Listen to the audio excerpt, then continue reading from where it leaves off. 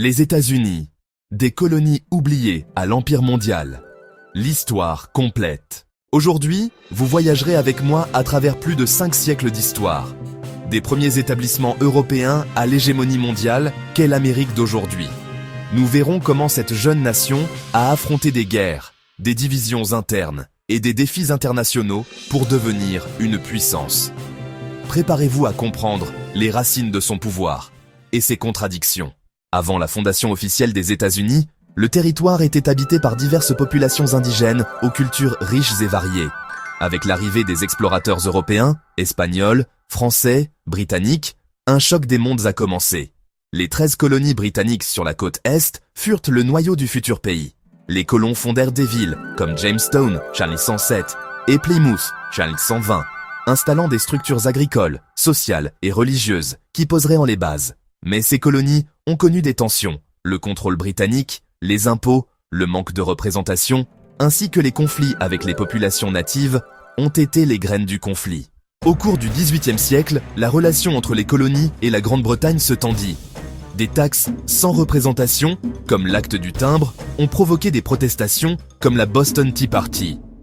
En 1776, les représentants des colonies signèrent la déclaration d'indépendance, 4 juillet.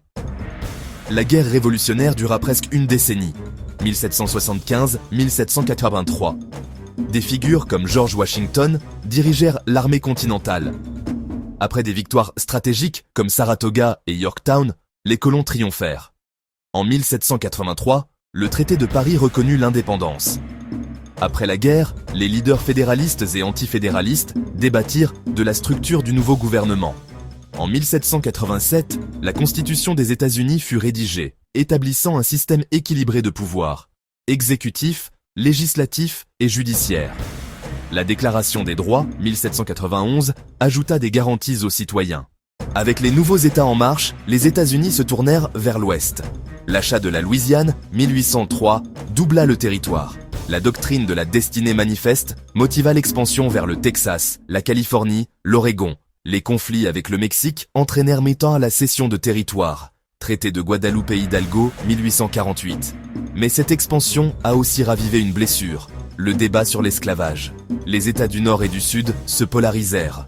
Les lignes de démarcation, comme le compromis du Missouri, 1820, furent des tentatives d'équilibre, mais la tension persista.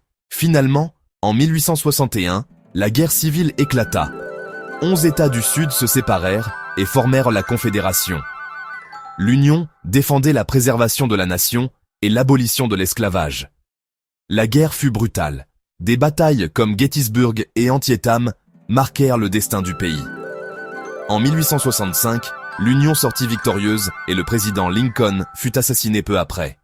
Le pays entra dans la période de reconstruction, 1865-1877.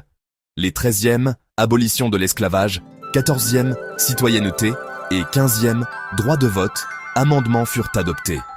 Mais la résistance du Sud, les lois Jim Crow et la ségrégation raciale imposèrent de nouveaux obstacles. Au début du XXe siècle, les États-Unis s'industrialisèrent avec les chemins de fer, l'électricité, le pétrole et l'acier. Les villes grandirent verticalement. New York, Chicago, Detroit. Des millions d'immigrants européens et asiatiques arrivèrent en quête d'opportunités. Mais cette ère fut aussi marquée par l'exploitation du travail, des conditions précaires, des inégalités. Des syndicats, des mouvements progressistes, des lois du travail et des réformes sociales émergèrent. Le pays devint un moteur économique mondial avec une production de masse, des innovations technologiques et une influence financière. Lors des guerres mondiales, les États-Unis s'impliquèrent dans des phases décisives et en sortirent renforcés en tant que leader mondial. Après la Seconde Guerre mondiale, ils émergèrent comme l'une des 2 superpuissances, en concurrence directe avec l'Union soviétique. Le début de la guerre froide. La guerre froide engloba la tension nucléaire, la course à l'espace, Sputnik, Apollo, Neil Armstrong en 1969, les conflits par procuration, Vietnam, Corée, l'espionnage, les blocs d'influence. L'effondrement de l'URSS en 1991 laissa les États-Unis comme puissance dominante. Mais leur pouvoir n'était plus seulement militaire. Leur modèle culturel, économique et technologique a impacté le monde entier. Au XXIe siècle, les États-Unis restent des acteurs majeurs.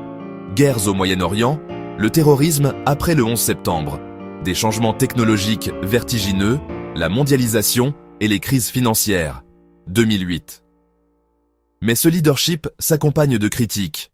Inégalités croissantes, polarisation politique, débats sur le racisme systémique, le système de santé, le changement climatique. Le pouvoir culturel américain reste fort. Cinéma, musique, technologie, mais il fait aussi face à la concurrence internationale et à des remises en question de son modèle de leadership mondial. Ainsi se termine ce parcours des temps coloniaux à la complexité du XXIe siècle. Les États-Unis sont une histoire d'ambition, de conflits, d'innovation et de contradictions. Aujourd'hui, c'est une puissance, mais elle fait aussi face à ses propres blessures internes. Son avenir dépendra de sa capacité à résoudre ses défis internes sans perdre son rôle mondial. Quel chapitre pensez-vous qu'il s'ensuit? Merci de m'avoir accompagné. Si vous avez aimé, abonnez-vous, likez et commentez. Quelle partie vous a le plus marqué?